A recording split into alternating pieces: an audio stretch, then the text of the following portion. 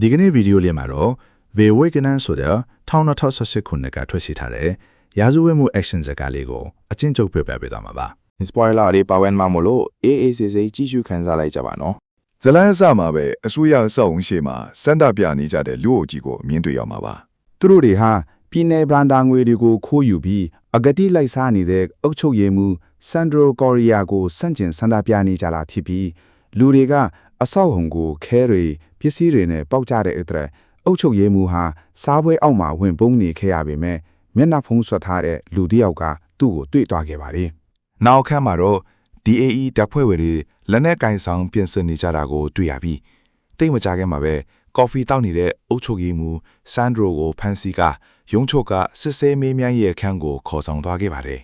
်အကျင့်ပြက်အုပ်ချုပ်ရေးမှူးကိုဖမ်းဆီးနိုင်ခဲ့တဲ့အတိုင်းဤသူနဲ့မိခွေတို့ကိုတခြားရာရှိတွေကဝိုင်းဝန်းချီကျူးခဲ့ကြပါတယ်စစ်ဆေးရေးအခန်းထဲမှာတော့သူ့ရဲ့အကက်ဒီလိုက်စားမှုနဲ့ပြည်ထုဗန္ဒအလွဲသုံးစားလုပ်ထားတဲ့တက်သေးတွေရထားပြီလို့ပြောတဲ့အခါ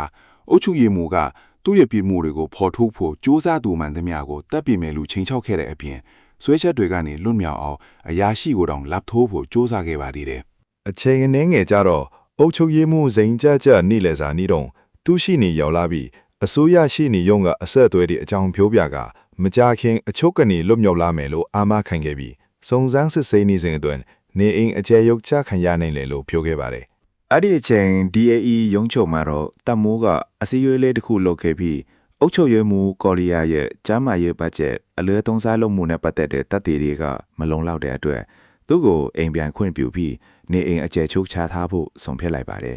အဲ့ဒီနောက်မိခွဲနဲ့သူ့သူငယ်ချင်းတို့ရုံးကနေထွက်လာခဲ့ပြီးမိခွဲဟာဘောလုံးပွဲကြည့်ဖို့သူ့ကိုလမ်းပေါ်မှာမိခင်ဖြစ်သူနဲ့အတူစောင့်နေတဲ့သမီးလေးစီတွားခဲ့ပါတယ်မိခွဲကသမီးလေးအတွက်တီရှပ်လေးလက်ဆောက်ပေးလိုက်တော့သမီးလေးကရမ်းပျော်သွားပြီးအင်ဂျီဝတ်ပေးနေတော့မိခင်ကဓာတ်ပုံလေးရိုက်ပေးခဲ့ပါတယ်အဲ့ဒီနောက်မိခွဲကသမီးလေးကိုတက်ဆီနဲ့ခေါ်သွားခဲ့ပြီးမြဲကားပိတ်နေတဲ့ကြောင့်ကားပေါ်ကဆင်းပြီးအားကစားကွင်းစီလမ်းလျှောက်သွားကြစဉ်မှာပဲဘဲကမှမသိတဲ့ကြီးစံတက်တောင်ကသမီးလေးကိုမန်းသွားခဲ့ပြီးသွေးတွေထွက်လာပါတော့တယ်မိခွဲလည်းအရေးပေါ်ကုသမှုခံယူမှုသမီးလေးကိုဆေးရုံကိုအမြန်ခေါ်သွားခဲ့ရပါတယ်ဆေးရုံရောက်တော့ဆရာဝန်တွေကသမီးဖြစ်သူအဲလက်ကိုအရေးပေါ်ခန့်နဲ့အမြန်ခေါ်သွားပြီးမိခွဲကိုအပြင်မှာစောင့်ခိုင်းခဲ့ပါတယ်မိခွဲတယောက်စိတ်မရှိစားစောင့်ဆိုင်ပြီးနောက်အထဲကိုဝင်သွားချိန်မှာတော့ဆေးရုံစင်ကြမ်းမှာပစ်ထားခံရတဲ့လူနာဆိုးတွေကိုအများကြီးမြင်တွေ့လိုက်ရပြီးညံပြင်းတဲ့ဆေးရုံအခြေအနေကြောင့်အရန်ကိုတုန်လှုပ်သွားခဲ့ပါတယ်နောက်ခါမှာတော့အုတ်ချုပ်ရဲမှုဟာတတ်တယ်မလုံလောက်မှုနဲ့အာမခံရပြီးအချုပ်ကနေလွတ်မြောက်လာခဲ့ပြီးတဲ့နောက်သမ္မတရွေးကောက်ပွဲဝင်ပြိုင်မယ်လို့ကြီးညာလိုက်ပြီးကျမအေကဏ္ဍနဲ့ပြည်သူစေယုံတွေအတွက်ဘတ်ဂျက်တွေတိုးမြင့်ပေးမယ်ပြည်သူတွေရဲ့တက်တာချောင်ချီရေးကိုမြင့်တင်ပေးမယ်လို့ကတိပေးခဲ့ပါတယ်တစ်ဖက်မှာတော့မိကွယ်ဟာလမ်းပေါ်မှာပြင်းနေသမီးလေးကိုတရိယာနေပြီးသူ့သမီးလေးတည်ဆုံးရတာဟာစေယုံမှာအတုံးဆောင်တွေမလုံလောက်မှုကြောင့်လို့တွေးနေမိပါတယ်ကျမ်းမာရေးကဏ္ဍမှာသာလုံလောက်တဲ့ဆေးရုံနဲ့ကိရိယာတွေရှိခဲ့ရင်သူ့သမီးလေးအသက်ရှင်နိုင်မှာဖြစ်ပြီးလူနာတွေကိုဒီလိုလစ်ရှူမရှုသင့်ဘူးလို့တွေးမိခဲ့ပါတယ်ပြင်းနေရင်လမ်းဘေးဆိုင်တစ်ဆိုင်တန်းရောက်တော့အုတ်ချုပ်ရဲမှုကော်ရီယာထောင်ကိုလက်လာပြီးအဂရီလိုက်စားမှုနဲ့ကျမ်းမာရေးညံပုံတွေအလွဲသုံးစားလုပ်မှုတွေမှာအပြစ်မရှိဘူးလို့ကြေညာတဲ့တဲ့ရင်ကိုမြင်လိုက်ရတဲ့အခါမိခွေဟာလက်ရှိစနစ်ကြီးရဲ့ပေါ်ပို့ပြီးဒေါသထွက်စိတ်ပြတ်သွားခဲ့ပါတယ်အဲ့ဒီနောက်သူဟာအစိုးရဆောင်ဝင်ရှိကဇန္တာပြသူတွေကြားကိုဖျက်သွားရင်ဒေါသတကြီးနဲ့ရဲတွေကိုဝန်တိုက်ခိုက်ပါတော့တယ်ရဲတွေကမျက်ရည်ယိုပုံးတွေနဲ့ပစ်တဲ့အခါသူကမျက်နှာဖုံးဆွတ်လိုက်ပြီးသူဟာလေ့ကျင့်တင်ကြားထားတဲ့အထူးတပ်ဖွဲ့ဝင်ဖြစ်တဲ့အတွက်အဆောက်အုံကိုစောင့်ကြပ်နေတဲ့ရဲတွေကိုအလွယ်တကူနှိမ်နိုင်ခဲ့ပါတယ်အဆောက်အုံပေါ်တက်သွားပြီးအုတ်ချုပ်ကြီးမှုရဲ့တက်တော်ဆောင်ကြောက်ကိုတက်က အုတ်ချုပ်ကြီးမှုပုံနေတဲ့အခန်းတွေကိုဝင်သွားခဲ့ပြီးအုတ်ချုပ်ကြီးမှုကိုတဲတဲ့အထိအဆက်မပြတ်ထိုးကြည့်ခဲ့ပါတယ်နောက်တစ်နေ့မှာတော့မိခွဲအလို့ပြန်ဝင်တဲ့အခါရုံချုပ်ကကြီးကဲကမိခွဲနဲ့တခြား DAE အဖွဲ့ဝင်တွေကိုဆန္ဒပြခွဲအတွင်းကဆန္ဒပြသူတွေကိုစုံစမ်းစစ်ဆေးဖို့ခိုင်းစီခဲ့ပါတယ်စုံစမ်းရေးအဖွဲ့ကဆန္ဒပြပွဲနောက်ွယ်ကကြိုးကင်သူတွေလို့ထန်တရားရှိရသူအတော်များများကိုဖမ်းဆီးနိုင်ခဲ့တယ်လို့ပြောပြပါတယ်ဖမ်းဆီးခံရသူတွေထဲကအမျိုးသမီးတယောက်ကိုမိခွဲကတည်နေပြီးအဲ့ဒီအမျိုးသမီးဟာမိခွဲရဲတွေကိုရိုက်နှက်နေတော့ဆန္ဒပြပွဲမှာတွေ့ခဲ့ရတဲ့သူထင်နေပါတယ်မိခွဲကအဲ့ဒီအမျိုးသမီးကိုစစ်ဆေးမေးမြန်းတဲ့အခါသူမနာမည်ကနီနာဖြစ်ပြီးပရိုဂရမ်မာတယောက်ဖြစ်ကြောင်းပြောပြခဲ့ပါတယ်နီနာကရဲတွေကိုတိုက်ခိုက်ခဲ့တာမိခွဲမှန်းသူမသိထားသလိုမိခွေရဲ့လောက်ရပ်တွေကိုသူမရဲ့ဖုန်းထဲမှာမတန်းတင်ထားတယ်လို့ပါပြောလိုက်ပါတယ်မိခွေကတက်တဲ့ခံပလစ်နေထားတဲ့အခန်းကိုတွားပြီးသူမဖုန်းကိုစစ်ကြည့်တဲ့အခါသူမပြောတာမှန်ကန်နေတာကြောင့် ရွေးချယ်စရာမရှိတော့ပဲနောက်ဆုံးမှသူမကိုလှုပ်ပေးလိုက်ရပါတယ် ညဘက်ရောက်တော့ထူးတိုက်ခန်းမှာဗီဒီယိုနဲ့အထီးရက်တွေကိုခွဲချမ်းစိတ်ဖြာပြီးနောက်မိခွေဟာနီနာရဲ့တိုက်ခန်းလိပ်စာကိုရှာဖွေပြီးတွားခဲ့ရမှာလမ်းချောင်နေတဲ့နီနာကိုတွေ့ခဲ့ပါတယ် နေနာကအုပ်ချုပ်ရေးမှူးကောရီးယားရဲ့လက်တော့ကိုပြသပြီးဆေးဘက်ဆိုင်ရာညံမငွေနဲ့ဆေးရုံသုံးပစ္စည်းတွေအလွဲသုံးစားလုပ်တဲ့အမှုစုံစမ်းစစ်ဆေးရမှာကူညီသေးမယ်လို့ကန့်လန့်ခဲ့ပါတယ် ဒီချိန်မှာကော်ရီးယားတယောက်တည်းဒါကိုမလွတ်နိုင်ဘူးလို့မိခွဲကတွေးမိပါတယ် နီနာကကော်ရီးယားရဲ့ကိုယ်ပိုင် laptop ထက်ကို hack ဝင်ခဲ့ပြီးနောက်အလွဲသုံးစားလုံးမှုမှာပါဝင်ပတ်သက်နေသူတွေရဲ့အရေးကြီးတဲ့အချက်လက်တွေကိုမိကွယ်တွေ့ရှိခဲ့ရပါတယ်ဒီအကတိလိုက်စားမှုမှာပါဝင်နေတဲ့နိုင်ငံရေးသမားတွေရဲ့မှတ်တမ်းတွေကိုနီနာကပြသခဲ့ပြီးနောက်မိကွယ်ကပြင်ဆင်မှုတွေလုပ်ကကျမကြီးဌာနကအကတိလိုက်စားမှုတွေမှာတာဝန်ရှိတဲ့အကျင့်ပြအရာရှိတွေနဲ့နိုင်ငံရေးသမားတွေကိုအရင်မျက်နှာဖုံးကိုပဲဆွပြီးတယောက်ချင်းစီလိုက်လံပြစ်မှတ်ထားတက်ဖြတ်ပါတော့တယ် နိုင်ငံရေးသမားတွေစက်တိုက်အသက်ခံရတဲ့တည်င်းကနေရာနှံပြန့်နှံ့သွားခဲ့ပါတယ် အဲ့ဒီနောက်မိကွယ်ကနီနာရဲ့အလုတ်ခွင့်ကိုတွားပြီးဒီအကျင့်ပြက်အရာရှိတွေရဲ့မဲဆွေရှိယုံရေးတွေကိုငွေကြေးထောက်ပံ့ပေးနေတဲ့စပွန်ဆာတွေကိုရှာခိုက်ပါတယ်နီနာကညင်းပေမဲ့မိကွယ်ကအထောင်းကျန်တဲ့နီနာအမေရဲ့ပြစ်ဒဏ်ကိုရှော့ချပေးမယ်လို့ကန့်လန့်ခဲ့ပါတယ် အချင်းငယ်ငယ်ကြတော့နီနာကသူမအမေစီတွားလေပြီးအမန်တရားရဲ့တန်ဖိုးကြောင်းမေးတဲ့အခါသူမအမေကအမန်တရားဆိုတာစိတ်ကူးရင်ထက်ထက်တာထီပြီးလူတစ်ယောက်အတွက်အမန်တရားဟာနောက်တစ်ယောက်နဲ့တူညီမှမဟုတ်ဘူးလို့ပြန်ဖြေခဲ့ပါလေ နောက်အခန်းမှာတော့အဲ့ဒီအကျင့်ပြက်နိုင်ငံရေးသမားတွေရဲ့စပွန်ဆာတွေရဲ့မှတ်တမ်းတွေကိုနီနာတွေ့ရှိပါပြီးအဲ့ဒီသူကတော့တခြားသူမဟုတ်ပဲဂိုမက်စ်ထင်နေပါတယ် ဝင်ကြီးရဲ့ဂျီနာနဲ့တွေ့ဆုံဖို့ဂိုမက်စ်လာမဲ့အစာအုပ်အုံကလုံခြုံရေးကင်မရာစနစ်ကိုနီနာကထိန်းချုပ်လိုက်ပါတယ်ရုံးချုပ်မှာတော့ဤဒူးဟာအုပ်ချုပ်ရေးမှုတေဆုံးတဲ့နေ့ကတန်တရားရှိသူတွေရဲ့ဖိုင်တွေကိုစစ်ဆေးရင်နီနာရဲ့မှတ်တမ်းကိုတွေ့ထွားပါတယ်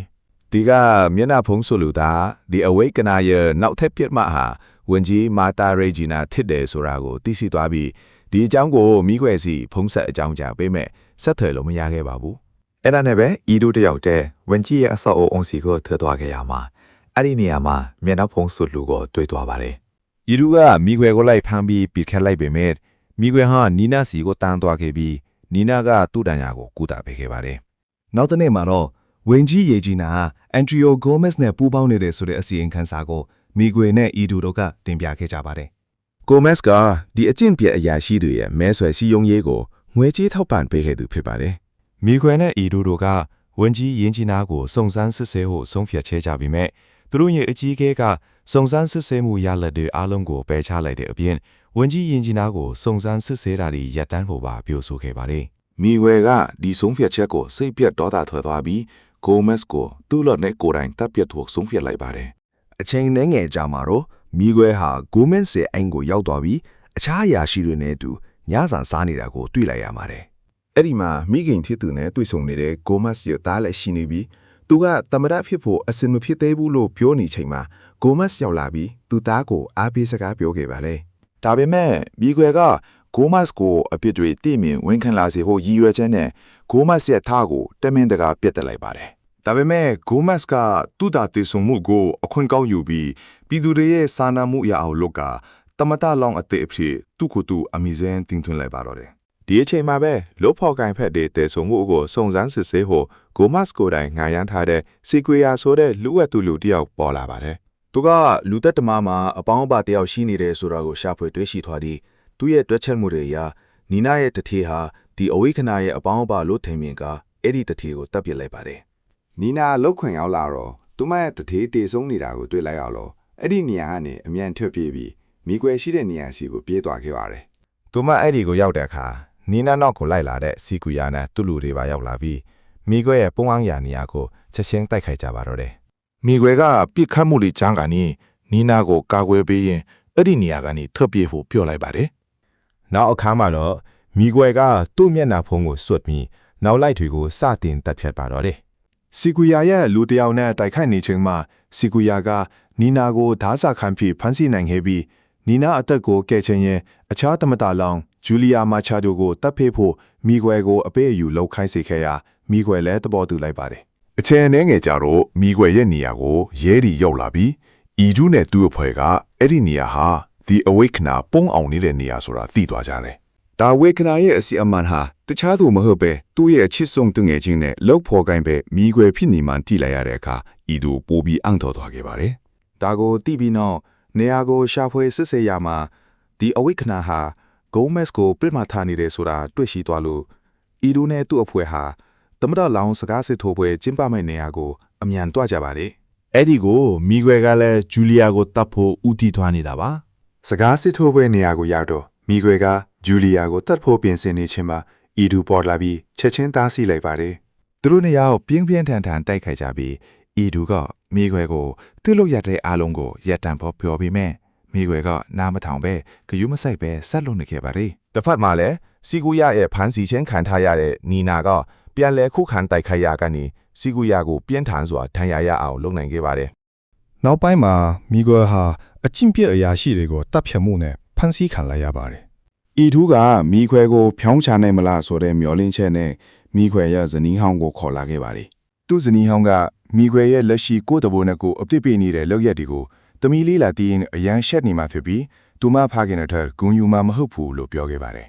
ထောင်ထဲမှာတော့အန်တီရိုဂိုမက်စ်ရွေးကောက်ပွဲအနိုင်ရသွားတယ်ဆိုတာကိုမိခွဲသိလိုက်ရပါတယ် အဲ့ဒီအချိန်မှာမိခွဲကိုစစ်ဆေးဖို့တဲ့သူ့ရဲ့အထက်ရာရှိတဦးဖြစ်တဲ့ဒုတိယရဲမှူး DS ရောက်လာပြီးမိခွဲကိုတတ်ဖို့ကြုံစားခဲ့ပေမဲ့မိခွဲကလွတ်မြောက်သွားပြီးသူ့ကိုပြန်တတ်လိုက်ပါတယ် အဲ့ဒီနောက်မိခွေဟာထောင်နေလွတ်မြောက်လာပြီးလက်နက်ခဲယမ်းတွေပင်စင်က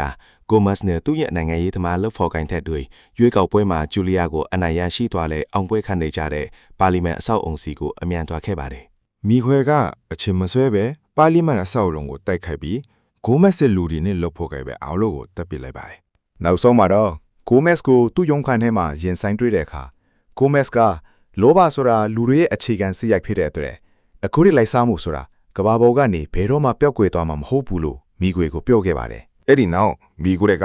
ဂိုမက်စ်ကိုတေအောင်ပစ်တက်လိုက်ပါတယ် ဂိုမတ်စ်ကိုတပ်ပြီးနောက်မိခွဲကိုဂိုမတ်စ်ရဲ့လူတွေကထနက်တင်နဲ့ဝိုင်းချင်းထားကြပါတယ် ဒါပေမဲ့မိခွဲမှာတခြားအစီအစဉ်ရှိနေပြီးသူ့ကားထဲမှာတက်ဆင်ထားတဲ့ဘုံတစ်လုံးကိုကျူတင်ပြင်ဆင်ထားခဲ့တာပါ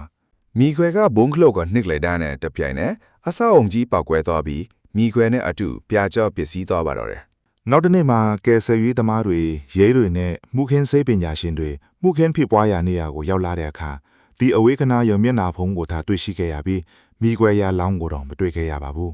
စကားရဲ့အဆုံးမှာတော့အစောအုံတစ်ခုရဲ့အပေါ်ထက်ကနေသူ့ရဲ့ပြစ်မှတ်တစ်ခုခုကိုဖြစ်ခတ်ဖို့ချိန်ရွယ်နေတဲ့ဒီအဝိခနာတဲ့ပုံရိပ်ကိုပြသရင်ပြီးဆုံးသွားပါတယ် ဒီလိုမျိုးဗီဒီယိုတွေကိုပုံမကြည့်ရှုနိုင်ဖို့နဲ့ channel ကိုကူညီပံ့ပိုးဖို့အတွက် subscribe လုပ်ပေးကြပါအောင်နော်ကျေးဇူးတင်ပါတယ်